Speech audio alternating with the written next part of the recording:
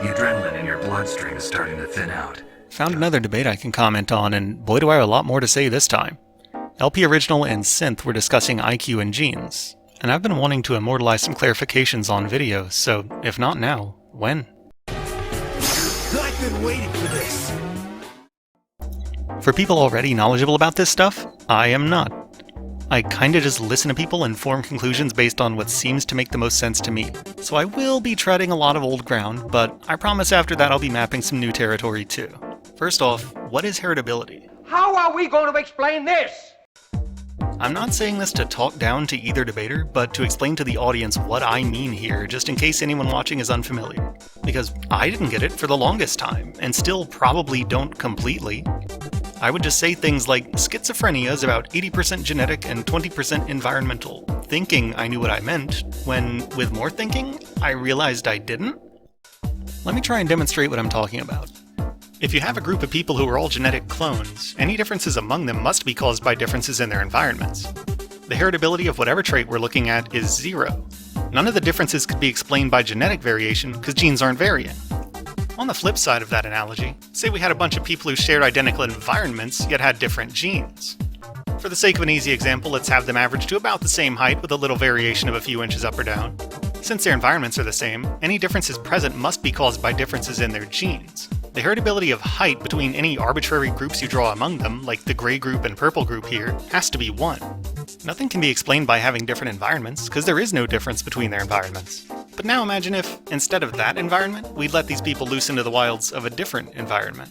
Entirely as a result of genetic differences, one set of the population avoids a specific type of food, finding it disgusting, while the others seek it out, finding it delicious.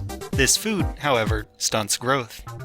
Check back in on them later and find the enjoyers who eat it much shorter than the picky ones who don't. Well, I guess that's to be expected, but question, how heritable is height here? Vote now on your phones. Would you say it's almost all environment? Because I mean, I could understand thinking that. When they weren't in the environment that exposed them to this thing, they all had way more similar heights. Now one of them is ingesting something the other isn't. The difference in what they're exposed to is the culprit, this growth-stunting poison. If you locked it away from that group or force-fed it to the other one, you could make them equal again. We can change the environment and change the outcome back to what it was in the first case. So it's not different genes causing the height difference, it's their different diets. But hang on. Couldn't you also make the case it's entirely from genetic differences? Both groups were exposed to the same environment after all, and it's exclusively the difference in their genes that caused them to behave differently in it and therefore grow into different heights. Specifically, how tasty they find this food. I'd be very curious to hear how Sinthe would respond to this thought experiment. I assume, and I'm going to make a prediction here based on how he's used the terms, it would be something like, yes, the heritability of height is still 1 in this new environment, but that doesn't make it genetic. After all, it can be changed.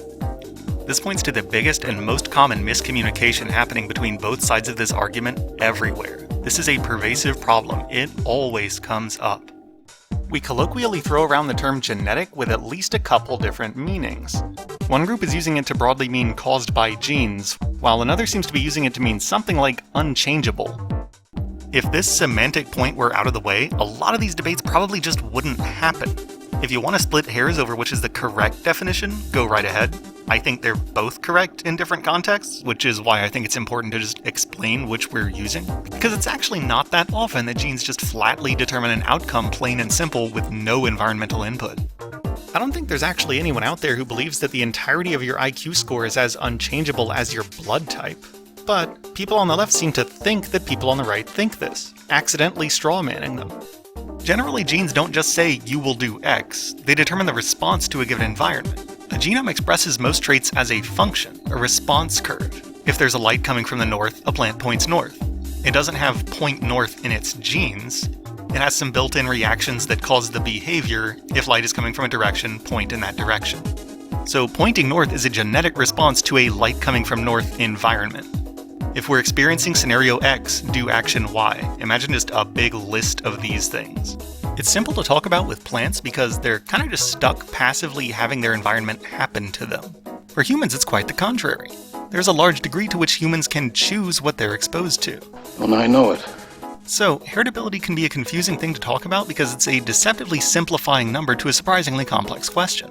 because examples like these demonstrate gray areas between the extremes of total genetic determination and genes not mattering at all. So anyway, let's get to the actual debate topic. First of all, black and white adults in America have about a 15-point IQ gap. On a normal distribution, that's a standard deviation, or to put it another way, and a little generously to our darker complexion friends with some rounding, you need to be in the top 1/6 of black people to be as smart as the average white person. So in the at least as smart as the average white person set, we have this. So this ought to be the ratio we expect to see for average white IQ jobs in America. Just kidding. Of course it's not. This hasn't adjusted for population size. When you do that, you can get a sense for just how few black people there are in the smarter than the average white person set. Cool, blimey! When we go much above average, like to those above 115 or 130, the ratio is just dwindling. Now, you don't have to go knack-salting me or trying to convince me that there exists skilled and competent black people out there. I know that already. I work with them. But we're talking about differences in averages and what's causing them. There's no denying a gap there. The debate is over why it is. I am personally not convinced situations hold people down as much as people hold themselves down, as I've seen too many people sculpt their own destinies with good and bad decision making. I've seen people luck themselves into fortune only to piss it away, and I've seen plenty of the opposite too. David Wood bashed his father's brain in with a ball-peen hammer, got sent to prison, read a bunch of books, and now he has a fucking PhD. The presence of these turning their life around stories, I feel, weakens the case that people's fates aren't largely in their own hands. With the topic out of the way, I'm going to try and tackle the big points. Some were in the debate, others weren't. I'm kind of just presenting LP's larger case, and I'm going to breeze through them until I get to the novel one that really stood out. Pointing toward the racial IQ gap being largely from genetic differences, we had the Wilson effect brought up. You might expect that heritability decreases with age, because surely as a child your genes are doing most of the heavy lifting. 20-year-olds have experienced twice as much environment as 10-year-olds, haven't they? Because people have had more time to be sculpted by different places, genes ought to matter less. Well, no, surprisingly. Apparently it's easier to discuss adult IQ because paradoxically, heritability doesn't decrease with age, it increases. The older you get, the more your genes can express that phenomenon I mentioned earlier of selecting their own environment, so to speak. Sure enough, it's with age that the racial gaps widen, particularly when people get out of the house and can forge their own way. I think the hereditarian and environmentalist may not actually that much disagree about what the facts are with this. A simple example works here to get to the heart of the matter. Imagine if, instead of school, we sent kids to gyms for that same period of time. By age 15, they're all pretty strong. But then what happens when they graduate? When they no longer have to do this anymore?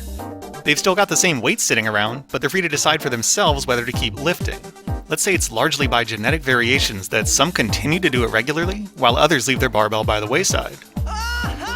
The strength gap between these groups will grow wider from that point forward.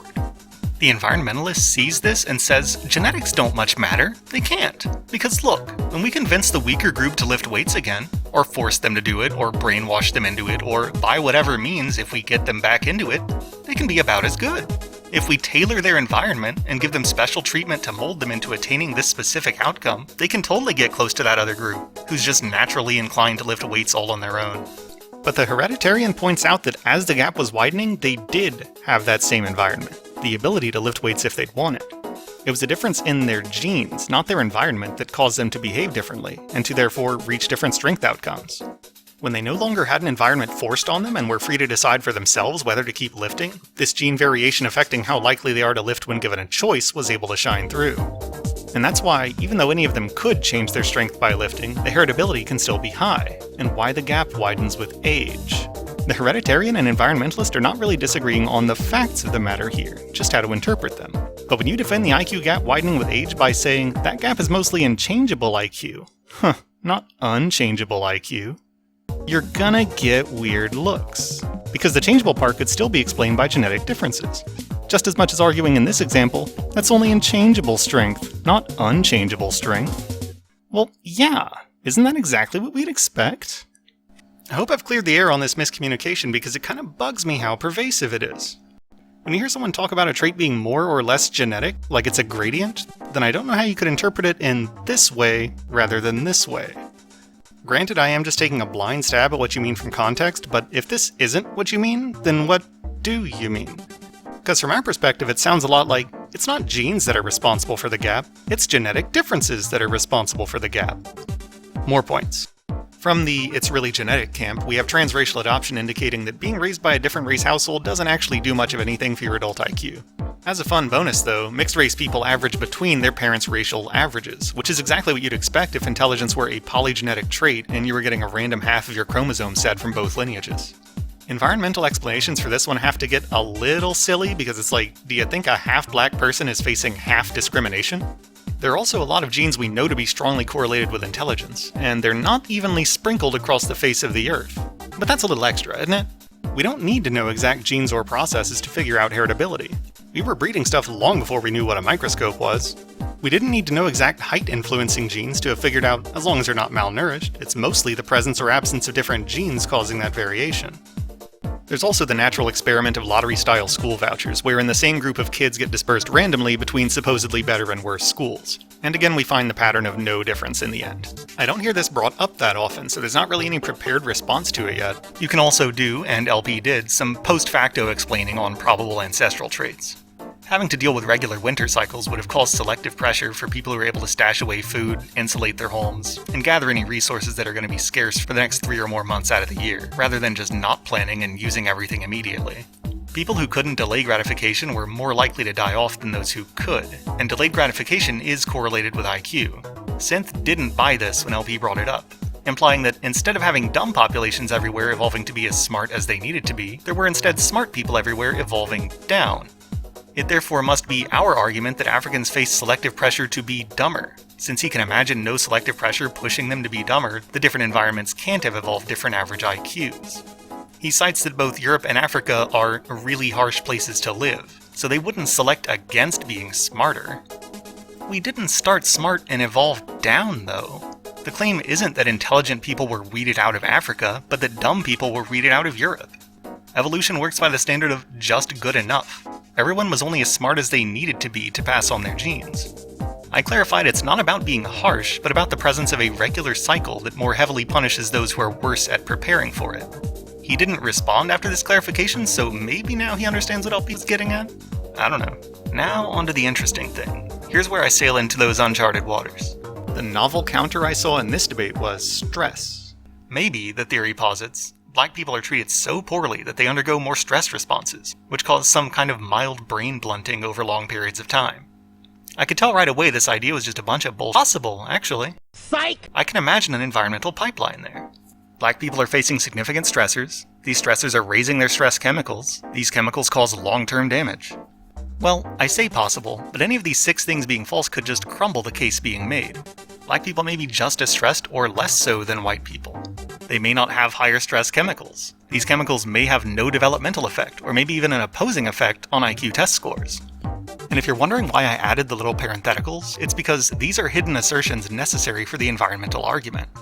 The left parts could be true, but if it's genes playing a big role in causing any of those things to happen, then the person making this case has already conceded it's largely genetic with extra steps thrown in. For example, for point 1, it could just be the case that Black people are a little more inclined to seek out the kinds of environments that in the modern world create stress. For point 2, it could be the case that different races respond differently chemically in response to the same level of stress. For point 3, it could be the case that different races don't have identical responses to the same levels of those chemicals. Well, it's a makeable case, so let's go try and make it. On an immediate grab-the-top Google result answer at a glance, I see reports of no significant correlation between stress and IQ. Well, that was a quick video. What? Thanks everybody. Support me on Pornhub, and no, but seriously.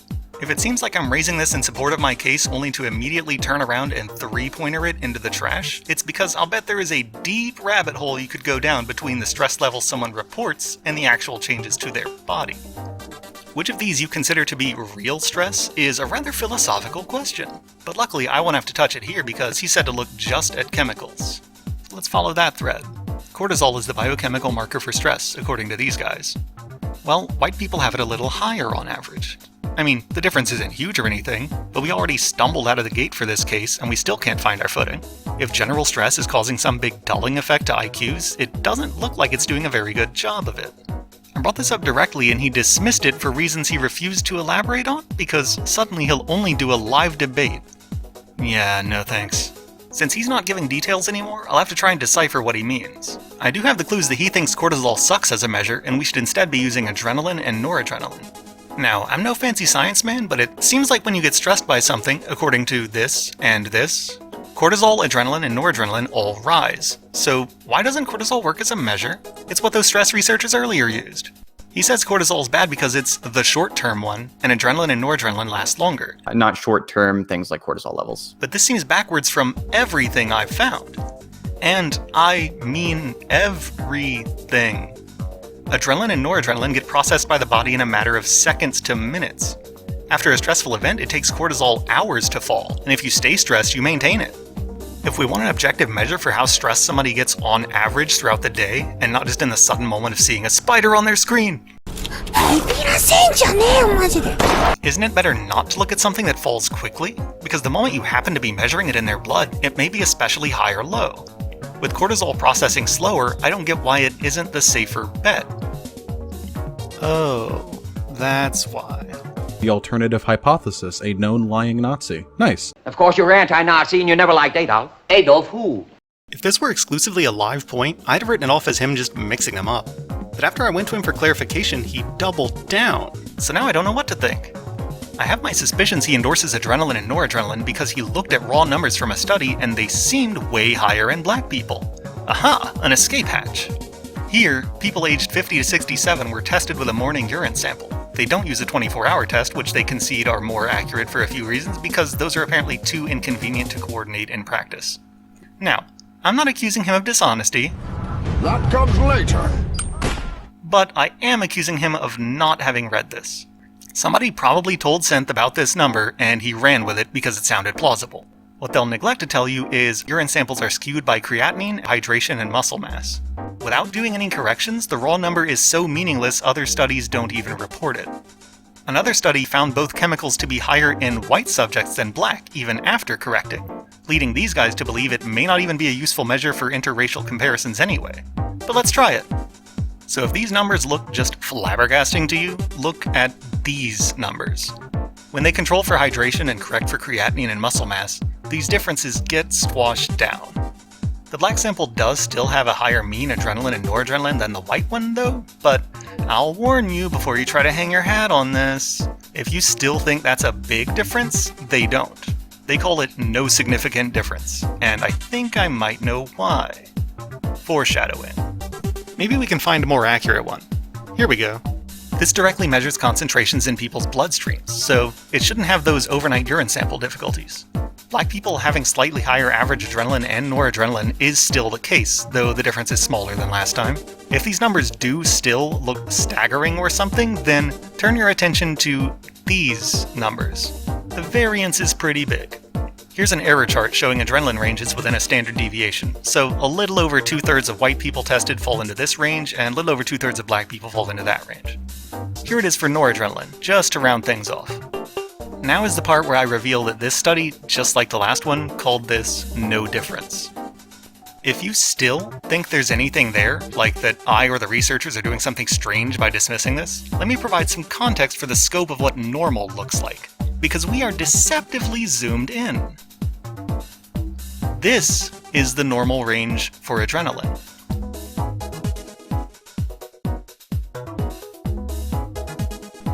This is the normal range for noradrenaline.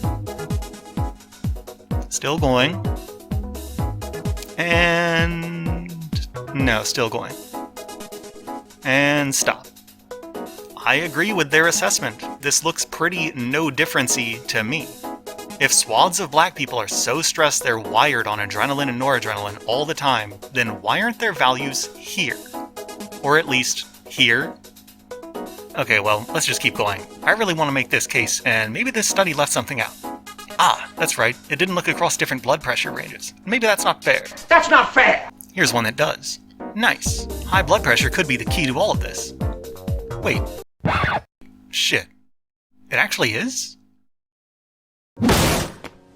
Okay, black people do seem to have a higher adrenaline and noradrenaline across the board, regardless of blood pressure. In fact, it's a little worse for them than I thought, because even the lowest group among black people still exceeds that of the highest in white people. Damn it! He got me! Luckily for me, I don't think mildly higher exposure to these things is indicative of any brain-destroying effect. He seems super confident in it, though. We know this for sure. We know this for a fact. The effect is massive, and there are massively different levels between the races. So he's probably getting it from somewhere. I can't find it, and he's not returning my calls, so I'm probably just gonna have to take another guess at what he means. He might be talking about how noradrenaline spikes actually increase brain function to an extent, but having more above that drops it back down. But that seems to just be a boosting effect, not a draining one. This is probably where being a little stressed puts you in the zone, so to speak, and allows you better performance than non-stress levels. That effect is even more pronounced in smarter people, who produce more noradrenaline in response to being given tasks. This is another situation where I'm just not quite sure what he's talking about. But yeah, stress looks like a dead end. Am I done talking about it? Stay tuned. LP also gets into racial differences in brain size. The brain is the thing that does the thinking, after all, so maybe its size and shape have something to do with how good of a thinking job it does. Nothing's stopping us from testing for a correlation there, so let's try it. If you put humans into arbitrary groups and rank order those groups by average brain size, you do actually get a similar order to if you just ranked them by IQ. This wouldn't be fighting ground on its own, since it's not even much of a genetic point. It's just a matter-of-fact statement about a body part, kind of like saying arm length and tendon placement affect your curl strength. If the arm does the lifting, maybe variations in the arm make variations in the lifting. Simple levers aren't a matter of debate, it's just a gee whiz, would you look at that? Neat. But it has to become a matter of debate. This quiet place has to become a battleground, because when you do it with major human genetic groups, they're not all equal in average brain size, and still ordering them by those sizes matches ordering them by average IQs. Is it causal? Is it coincidence? Well, that's dangerous territory for the genes don't matter much camp to play around in, because brain size is probably really freaking genetic. And we can't be having that. If it looks like something genetic might explain any of this gap, we gotta cut that branch off before it blooms. If it turned out to be the case that IQ were correlated with, I don't know, elbow size or something, Sinthe would not care. Up to the point it's found races differ in elbow size. That's when it matters. It's only when a point becomes racial that it turns into something you gotta disagree with. When you think about it, it's actually a weird thing for him to fight over, because rank ordering groups by their brain size gets you a better IQ match than if you rank ordered them by stress. Hispanics and mixed race people report huge stress. So where's their low IQ? Well, you know what I mean. It's not that low. It's not as low as I'd expect looking at their stress, if stress is supposed to be such a big deal. It just seems odd to hitch your wagon to the stress chemicals thing when there's so much nothing at every turn, yet totally dismiss this brain size idea. Full disclosure, I'm not even married to the brain size point.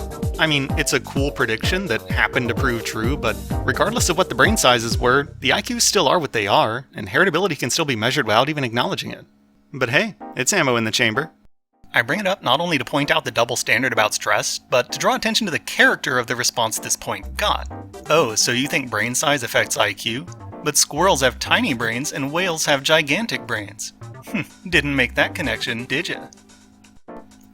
Don't do that.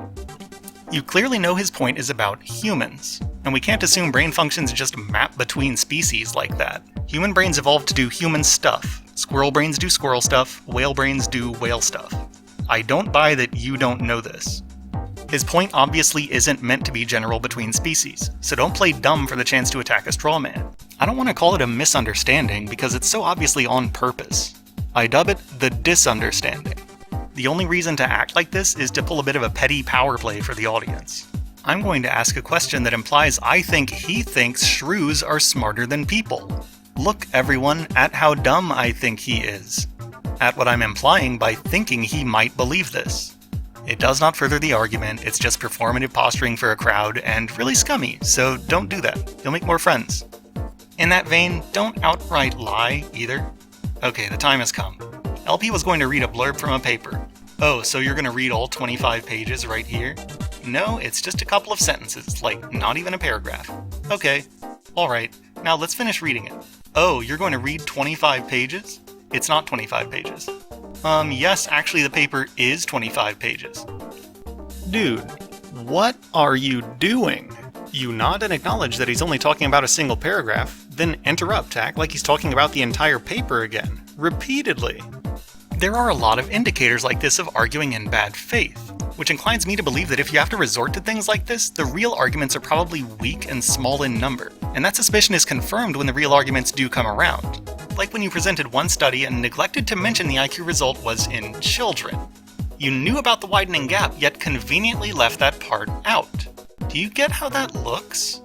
Also acting in bad faith is making pretend excuses to cease engagement the moment the ideological challenge looks a little too steep. Twitter makes it impossible to communicate, so I'll only discuss over live debate. I don't believe you. I'm not being condescending here, but I have had zero difficulty expressing complex ideas through text, so I don't really think you have either. You can chain replies and add pictures and files and links. There is no character limit, effectively. This just sounds like an excuse. With bait and deflections. Why you mad? What are you, scared? Just debate me live. Pushing to some sort of conclusion fast and just shutting down issues, not leaving things open, not allowing topics to be left in superposition, going, what possible reason could it be? I don't know. You don't know, so there is none. No time to think. No time to go over anything. Live debate. Live argument. Answer now. And so as a result, all you have are these very fuzzy, ill-formed ideas that are snapped into absolutes, and then they're deeply believed. And the result of this kind of behavior is that you end up saying shit like... Especially stress levels, like those are massively influential on your fluid intelligence scores. And we do know that there's a massive difference in the stress levels of Black people and white people, just due to the fact that, like, obviously there's like a lot of like different things that they have to go through as individuals. What the hell are you talking about? This is actually a really good case study about how an unsupported factoid just sounds more convincing immediately than no fact at all.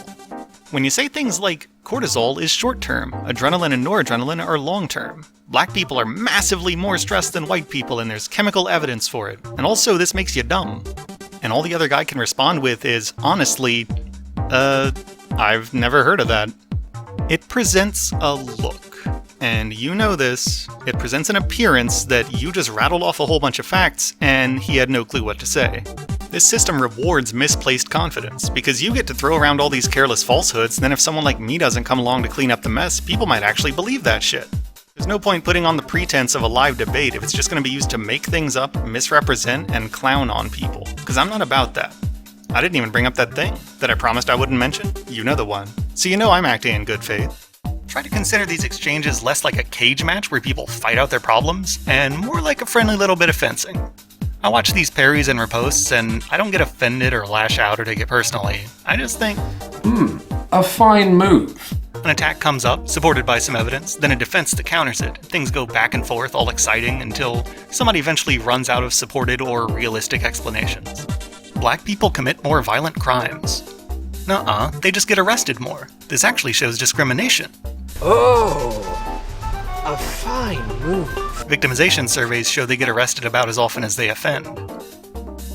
Maybe victims are just lying to the police about the skin color of who mugged them? I've seen these types of arguments hash out probably dozens of times. I think I'm familiar with all the usual moves. It always hits some unsupported but possible explanation and then just has nowhere else to go. There are also performative rebuttals, where you can show someone's own behavior indicates that they don't believe what they're saying. IQ doesn't measure anything meaningful. Okay, would you rather your child have an IQ of 130 or of 70? A fine move. Now this is technically a fallacy, as showing that they don't buy what they're saying isn't the same thing as proving it false, but I'll be damned if it doesn't shut down the competition just as well, because it certainly calls into question the motives of someone who would argue using points that they themselves don't believe. So I watch these back and forths and say about both sides, ooh, there was an opening, and he took it. Good form. But when someone takes little straw man potshots or misunderstands something to make their opponent look dumb, that's not fair play. But that's not fair! That's just pooping in your hand and throwing it. That's not respectful, it's demeaning, and should be embarrassing to get caught doing. Oh, you're using your intuition? Let's just throw out all of science because some guy is using his intuition. This right here. Don't scoff and roll your eyes when someone admits truthfully that they use their intuition to piece different facts together. Because so do you. Due to the fact that, like, obviously there's like a lot of like Everyone does. It's It's okay that none of us are experts in these fields. We're all just Googling, and we're gonna screw up now and then, but we're gonna use what we know to build heuristics to explain the world as best we can. I'm not flawless here. I make mistakes all the time. I probably have some in this very video. Hang on, actually. Let's go back.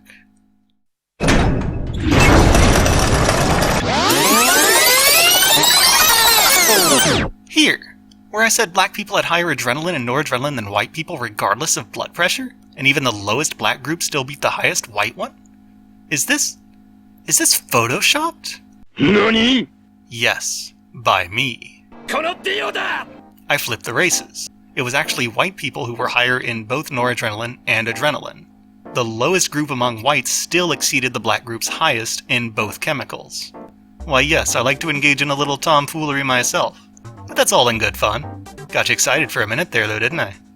Not only are these chemicals not the silver bullet for IQ that this case needs them to be, not only are they less useful measures for stress anyway, they're probably also not even higher.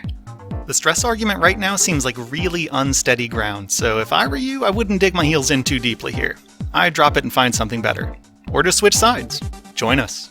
You're a smart guy. It'll probably feel less like coming up with new excuses all the time and a little more like playing whack-a-mole. Ah, that's mean, I shouldn't say that. But for real though, a world that kind of makes sense is pretty nice. So why did I pull the old switcheroo? This is to demonstrate to everyone watching something they might not know about themselves.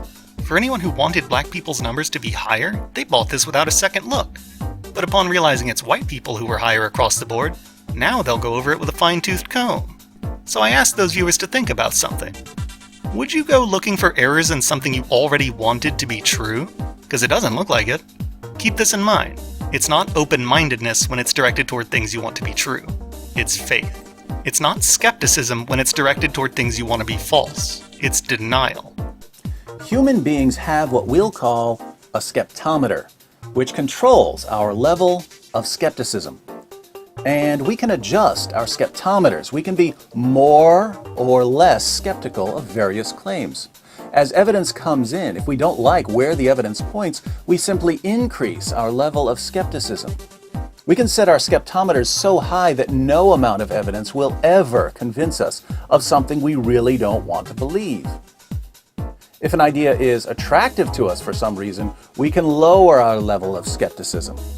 We can set our skeptometers so low that any evidence is good enough to defend what we want to believe. Inconsistent skeptics do this constantly. Most people who call themselves skeptics are really just doing what other people do.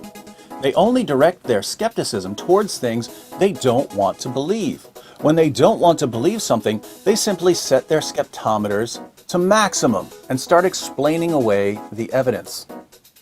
When it's time to defend their own views, they lower their level of skepticism so that any argument for their own view is entirely successful, and anyone who disagrees with them must be stupid. In conclusion, I've made a lot of minor points along the way, but I'll recap the big ones. I've clarified that the thing we're talking about is the differences that result from having different genes, not necessarily anything being unchangeable. On stress, 1. Adrenaline and noradrenaline might be useful for diagnosing someone with PTSD or generalized anxiety disorder or something, I assume, but they're not good measures for normal people's day-to-day stress because they fall too quickly. 2. They're not correlated with the IQ effect claimed. 3. They're not even different between the races anyway. For the argument of predicting black IQ scores using adrenaline and noradrenaline, any one of these points being true would cripple that case. And they're all true. I may have gone too far. But anyway, how'd I do? Knocked out of the park.